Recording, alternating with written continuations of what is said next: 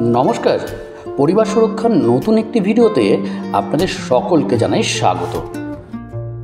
ভিডিওতে উপস্থিত ছবিগুলো দেখে অনেকেই ইতিমধ্যে বুঝতে পেরেছেন আজকে আমাদের আলোচনার বিষয় কি এবং কাকে সঙ্গে নিয়ে আজকে আলোচনার বিষয়ে আগাতে চাই। হ্যাঁ, ঠিক ধরেছেন, আজকের বিষয়ে আলোচনা করার জন্য আমরা পেয়ে গেছি ডক্টর পুষ্পেন্দু সেনগুপ্তকে।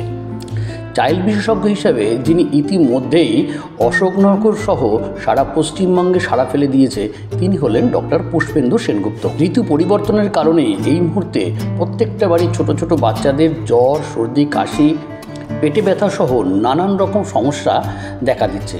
সেই বিষয়ে আলোচনা করবার জন্য আমরা এসেছি ডক্টর পুষ্পেন্দু সেনগুপ্তর কাছে। চলুন স্যারের কাছ থেকে শুনে নিই এই বিষয়ে আরও কিছু কিছু ইনফেকশন যেটা এই বায়ু পরিবর্তনের সময় অতিমাত্রায় দেখা যায় শিশুদের মধ্যে, সেগুলো কিছুটা প্রতিষেধক দিয়ে আটকানো যেতে পারে, আর কিছুটা এমনিই হবে। বায়ুর মধ্যে যে আকাশে বাতাসে যে ভাইরাস ঘুরে বেড়াচ্ছে বা অন্য জায়গা থেকে সংক্রমণ হচ্ছে একটি শিশুর সাথে আরেকটি শিশুর ক্লোজ প্রক্সিমিটিতে আসার জন্য, সেগুলো আটকানো যাবে না।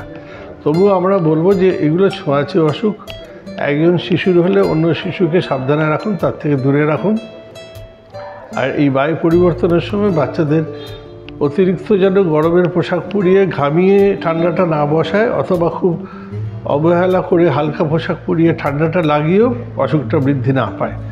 এই সময় অনেক রকম ভাইরাস, যেমন ইনফ্লুয়েঞ্জা ভাইরাস, তারপরে adeno virus, respiratory syncytial virus, এই কতগুলো ভাইরাস অতিমাত্রায় বায়ুতে পাওয়া যায়। সেইগুলোই ছোট বাচ্চাদের, যেহেতু তাদের ইমিউনিটি কম, সেগুলো তাদের আক্রমণ করে। তার জন্য কিছু প্রতিষেধক ইঞ্জেকশন আছে। 6 মাসে ইনফ্লুয়েঞ্জা ভ্যাকসিনটা, নিউমোকক্কাল ভ্যাকসিনটা আমরা সবসময় নিয়ে নিতে বলি। আর বাকি সাবধানতা অবলম্বন করতে গেলে সুন্দর পরিষ্কার জল, পুষ্টিকর খাবার, যথেষ্ট পরিমাণে 6 মাস অবধি শুধুমাত্র মায়ের দুধ এবং কিছু ভিটামিনস এগুলোকে প্রিভেন্ট করে। স্যার, কখন মনে হবে যে বাচ্চাটা এখন আমাদের ডাক্তার দেখানোর প্রয়োজন আছে? না, সবসময় সমস্যা হলে ছোট বাচ্চাকে ডাক্তার দেখানোর প্রয়োজন আছে। এরকম কোনো সীমারেখা নেই যেখানে আমি বুঝতে পারবো যে এটা আমি বাড়িতে একে সামলাতে পারবো না, একে আমি হাসপাতালে নিয়ে যাব।